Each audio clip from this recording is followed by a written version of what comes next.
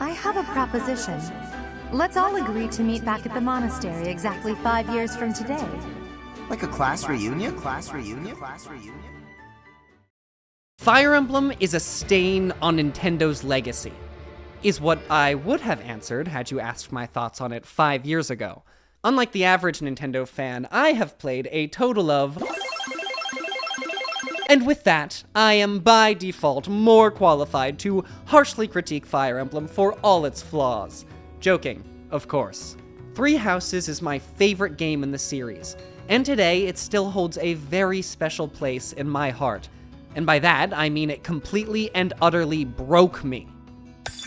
A little Maximinium fun fact, I used to avidly despise anything anime-related. I wanted absolutely nothing to do with whatever I deemed weeb shit. A lot of that boiled down to not playing most role-playing games, since so many of them had an anime-esque art style. Despite that, there was just something in this game that really interested me. Maybe I realized it was time to stop being such a whiny baby about RPGs and give one a try. Not like one game could possibly harm me anyway. Oh my god, what happened? July 26th, 2024 marks the 5th anniversary of Three Houses' release. With the anniversary being on my mind, I just wanted to take a look back on it and appreciate it, since Three Houses really has impacted me as a person. I don't expect to figure out how the hell it altered my brain chemistry so badly, but if I do, that's an added bonus, I guess. During my very first playthrough, I vividly remember going in with the mindset of just playing this anime weeb game for shits and giggles. 6 playthroughs later, and 170 hours clocked in, I can definitely say that was one hell of a weeb game. I was really shocked by how much fun I was having.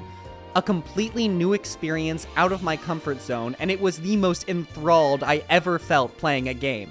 At some point, I just walked around Garrigmach Monastery, soaking in the environment and thinking to myself, man, this might be the best looking Nintendo Switch game. I could not have been more incorrect. My house of choice was the Black Eagles. Everyone else I knew usually chose the other two houses, and that has led to years of the same debates for which one is the best and why. Personally, I chose Black Eagles simply because I found the characters grabbed my attention more than the other houses. I'm sure you wouldn't be able to guess which is my favorite. The main cast is a big reason why I felt so invested with the game, actually. I really appreciate that every character feels unique in their own way.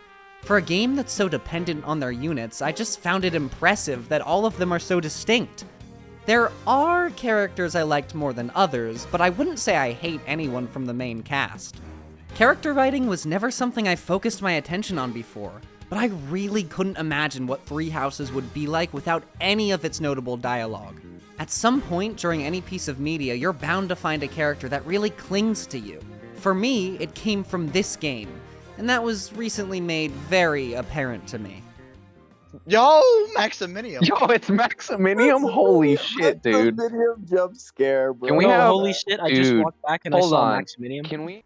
I truly like knowing my online presence to others can be visualized in just a pre-established character. It certainly isn't uncommon to associate fictional characters with real people, and I think it's fitting that mine stems from a game that really changed the way I view gaming as a whole. Nowadays, the first thing I want to look for in a game is a character to call my favorite. I want to feel attached to a cast in a game rather than feeling like I'm just a floating camera watching everything happen. And I owe a lot of reasoning to Three Houses having such a diverse variety of people to talk to. Seeing how each of them talk to each other, how they respond to situations, and any story-related events. And of course, I have to give a big thanks to Three Hopes for adding even more dialogue between the characters, including new support conversations. Felix? Why do you have a cat? Picked it up.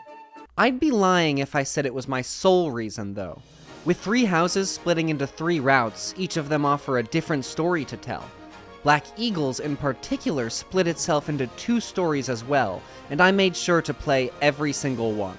Each route made me realize how much I value storytelling in games. Around that time, I think the deepest story I had experienced was from the Zelda series, And as much as I love that series too, character interactions and storytelling was not something I really looked for.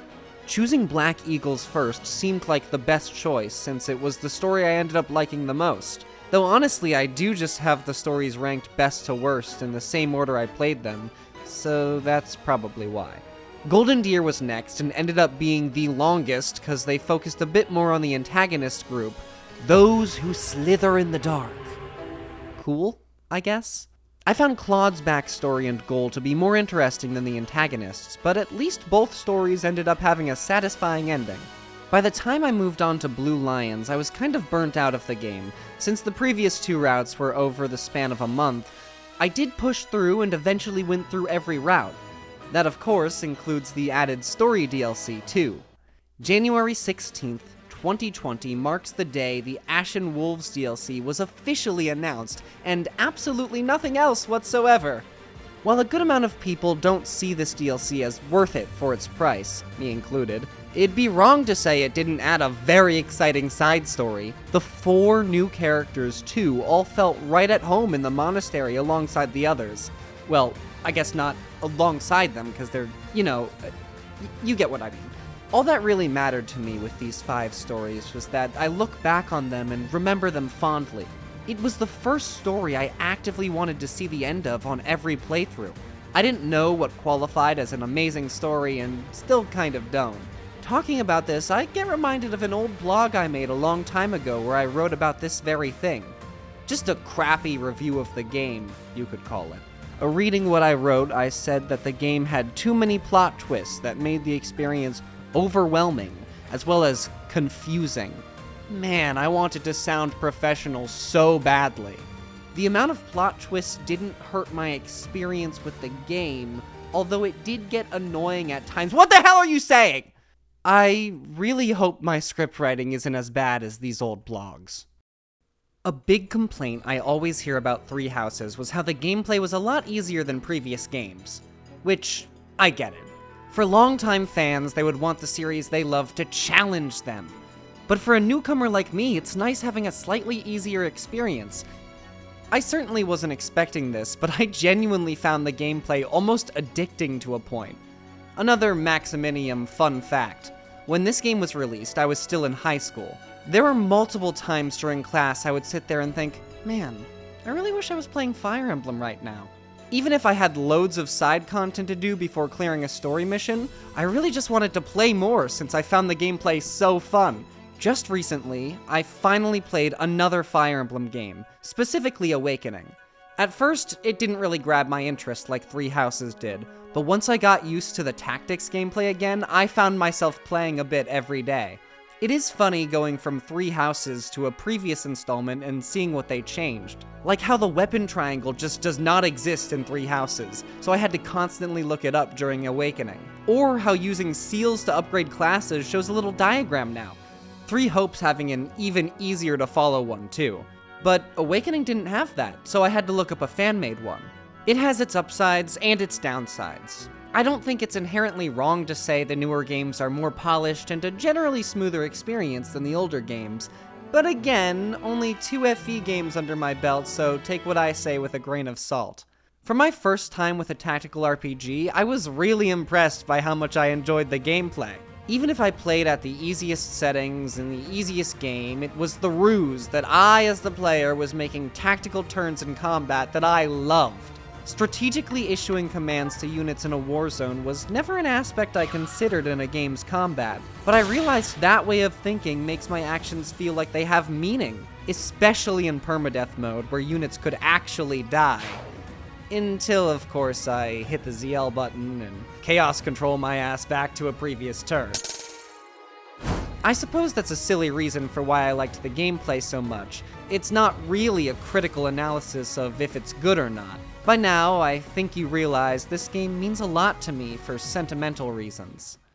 As I said earlier, today is Three Houses' 5th anniversary, meaning we have officially gone through our own time skip. Unfortunately, unlike Byleth, I was fully conscious the whole time. In the game, it was really interesting seeing every character grow from who they initially were at the academy. Realizing that it's been the same 5 years since then really shocked me, because I too feel like I changed a lot since then. Most of that I can blame Fire Emblem for. Around 5 years ago, I fell into the rabbit hole of just taking other people's opinions online and spouting them as my own, when in reality I had no idea what I was talking about. Like when I said I used to vehemently hate anime, despite never watching a single one. Or how I didn't play any RPGs because I saw so many others treat them like a plague on the gaming space. Displaying my physical collection of role-playing games was enough to show that my opinion has changed, and my wallet has never been more empty. Fire Emblem introduced me to the whole genre and made me realize that I really enjoy RPGs. It's easily my favorite genre of games now. So with these years going by, I wanted to show the improvement this game has had on me. I'm certainly not the same person I was before I bought the game, and perhaps you can say the same. Three Houses showed me lovable characters. It showed me the importance of an engaging story. It showed me that chess can actually be cool when you add swords and magic to it. But most importantly, Three Houses taught me a valuable lesson.